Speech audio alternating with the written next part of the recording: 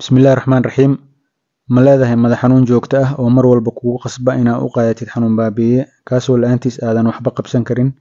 dhakhtar walba u tagtay ma kuu sheegi waayey waxa madax xanuunkaaga sababta u ah? haddii jawaabtu haa tahay, casharkan adigoo kugu socdaa ee ka faa'iidayso lana wadaag bulshada. magacaygu waa Dr. Mahdi, waxaan ka mid ahay dhakhaatiirta ka howlgasha isbitaalada East End.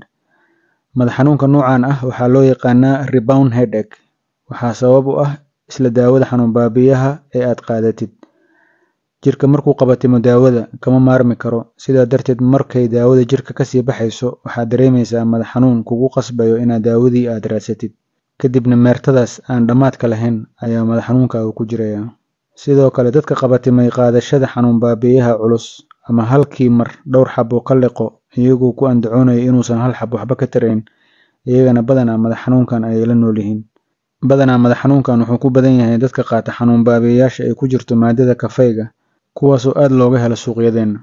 ciladan waxaa looga hortagi karaa in xanuun baabi'iyaha aan la joogteynin, cabirka ugu yarna laga qaato, kadibna hadduu madax xanuunka kusii hayo 3 maalin ka badan oo aadan garanayn waxa kuu keenay inaad dhakhtar la xiriirtid si laguu baaro. sidee marka lagu joojin karaa madax xanuunkan? 1. marka ugu horreysa jooji daawada aad qabatintay. 2. isku day inaad si dabiici ah ku xalliso madax xanuunkaaga sida jimicsi, duugitaan, kubayn iyo inaad cabtid biyo badan. 3.